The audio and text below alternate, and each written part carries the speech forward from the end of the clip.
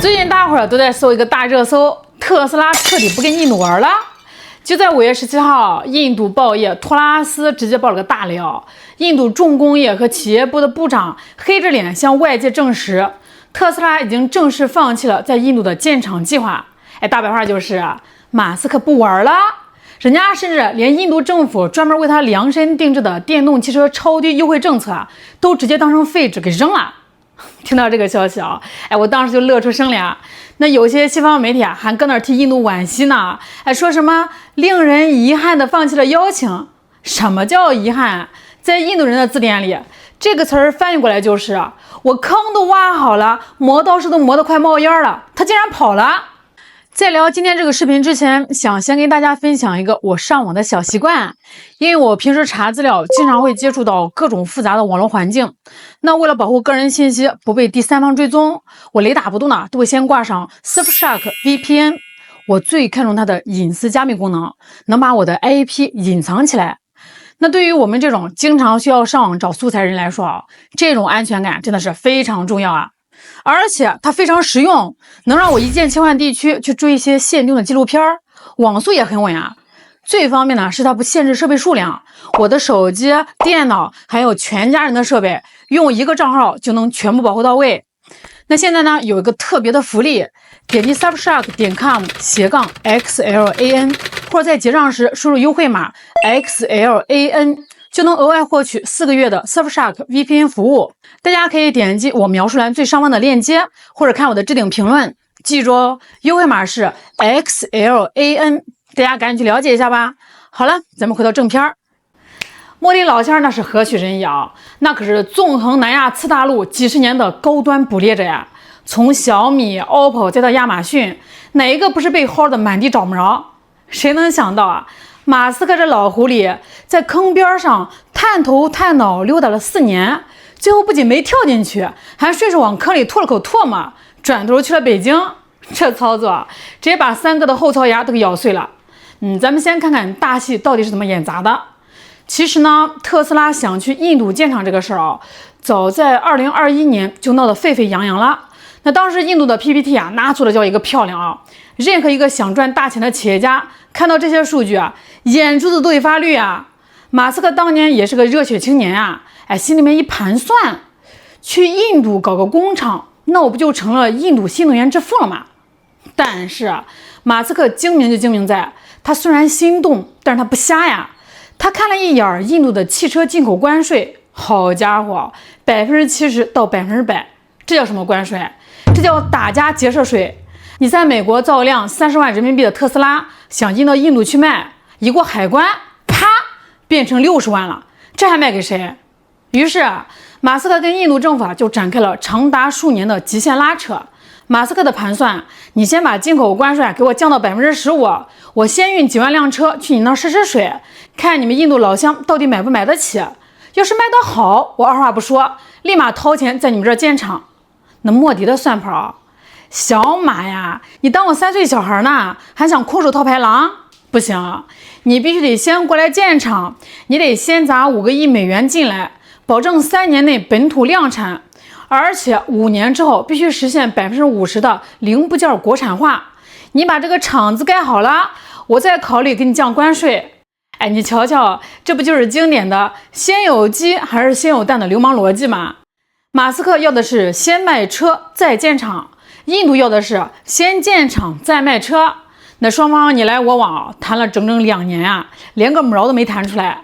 那看到马斯克油盐不进，莫迪老兄坐不住了。到了2024年初印度政府突然玩了一把大变脸，莫迪亲自下死命令，全印度上下必须把特斯拉设厂当成头等大事来抓，要土地给土地，要政策给政策。那为了彰显诚意印度直接把电动车的进口税率给砍到了15%，甚至连外汇管理法都给改了，允许外资进入外人碰都不能碰的卫星制造等航天领域。这等于是一边跳着肚皮舞一边把一碗热气腾腾的大礼包双手奉上那为什么印度突然变得这么卑躬屈膝了？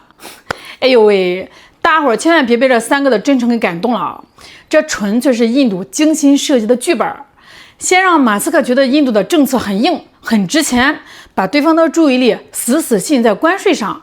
等马斯克觉得快谈崩的时候，总理莫迪突然从天而降，大手一挥，为了你，我愿意对抗整个内阁。哇，那换成一般的年轻企业家，那不得感动的当场掉眼泪啊！只要马斯克一感动，带着几百亿美元一进门，对不起，关门放税务局。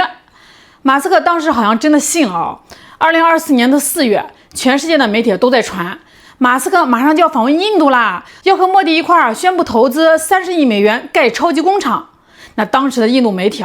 连尾巴都快翘到天上去了，天天头版头条，跟过年娶媳妇一样热闹。然而，就在印度上下摩拳擦掌的时候，马斯克突然变卦了。4月20号，马斯克在 X 上轻描淡写的发了一条动态：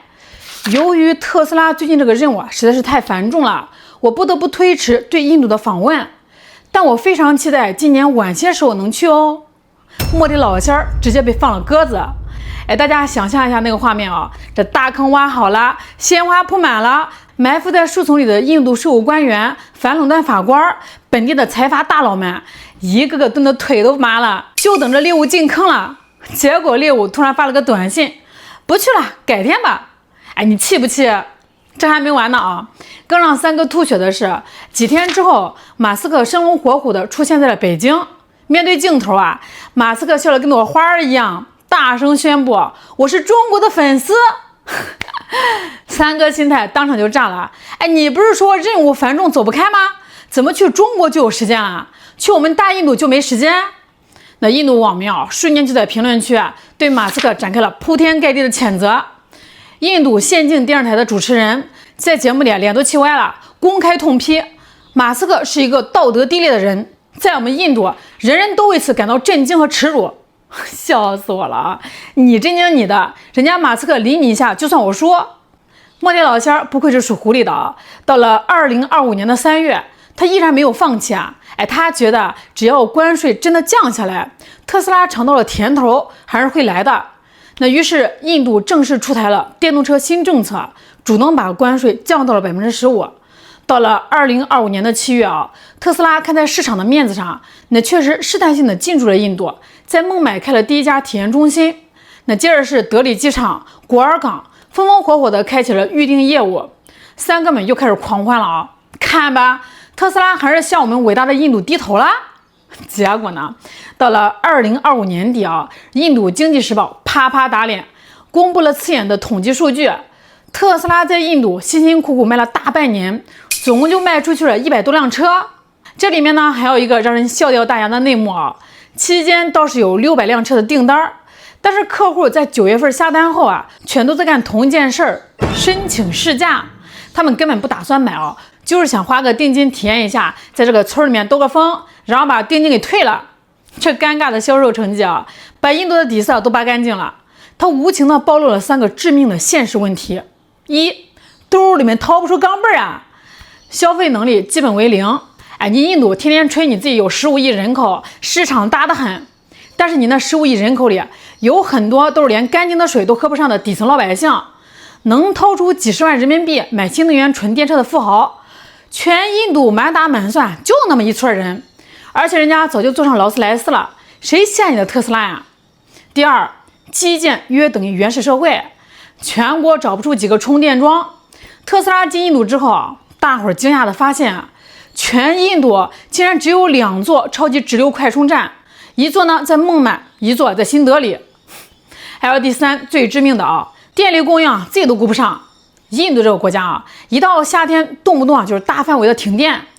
连老百姓吹个电风扇都得看电网的心情。你现在还要搞成千上万辆几十度电的电老虎在路上跑，只要几百辆特斯拉同时插上充电桩，印度的国家电网估计当场就能上演一出火烧连营，直接瘫痪给你们看。那咱们退一万步讲那就算马斯克头铁，真在印度投资盖厂了，他能造出车来吗？当年特斯拉在上海的超级工厂，从一片荒地到第一辆车下线，用了不到1年。马斯克当时在发布会现场感动是眼泪汪汪当场给大家跳了一段土味爵士舞，嘴里面疯狂朗诵当年开工，当年竣工，当年投产，当年上市。这就是中国速度这就是成体系的重工业产业链。要是换到印度呢，你要买地，对不起，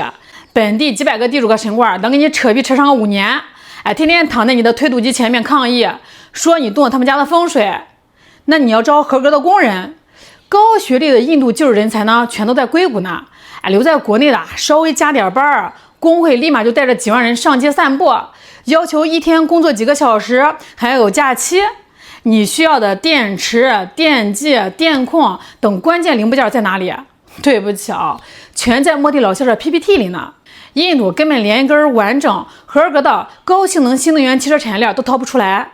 马斯克如果去建厂，他得把中国制造的零部件辛辛苦苦的运到印度，让印度那帮大仙地勤用这个扳手拧上，然后贴上一个印度制造的标签，再高价卖给买不起的印度人。你说马斯克是世界首富，他又不是世界首傻，他图啥呀？图莫迪老先长得帅？马斯克之所以跑得坚决那除了自己聪明，还得要感谢苹果的 CEO 库克。这一次库克跟着特朗普访问，估计私底下没少跟着马斯克吐槽。库克现在的肠子估计都要悔青了。前几年这苹果为了响应所谓的分散风险，听信了莫迪的鬼话，把一部分 iPhone 的产能转到了印度。苹果在印度辛勤耕耘了好几年，那好不容易赚了26个亿美元，结果印度政府翻脸不认人，张嘴就开出了一张高达380亿美元的惊天罚单，26亿利润，380亿罚款，等于苹果在印度白干了不说，库克还得从美国总部再倒贴354亿美元给印度国库，这已经不是简单的薅羊毛了这分明是连带着羊圈都要跟你一起端了呀。特斯拉要是进去了，那作为印度电动车的龙头老大，你觉得能逃过这一刀？印度的反垄断法，那简直就是为了外国大企业量身定制的。只要你做大了，啪，一张全球营业额10%的罚单贴在你脸上，你不给钱，可以没收你的厂房，冻结你的账户，然后把特斯拉的知识产权和设备用1卢比的价格依法转让给印度本土的塔塔集团。最后3哥们开着欢乐标的塔塔拉在恒河边上欢呼，印度制造再次伟大。作为一个主权国家这按理说应该为了长远利益好好保护外资信用，可是印度呢偏偏反其道而行之，他的策略就是竭泽而渔，结果就是他的国际信用彻底破产，制造业永远在低端泥潭里打滚。马斯克这回因为不识抬举总算是保住了自己，而在商言商他也用实际行动证明了谁才是全球新能源汽车唯一的不可替代的真正主战场。那现在这场大戏算是彻底落幕了，特斯拉骗不到，莫迪老仙正揉着红肿的眼睛，转头跑到了阿联酋、荷兰、瑞典去招商引资去了，不知道又是哪个倒霉蛋要被他盯上了。那在这里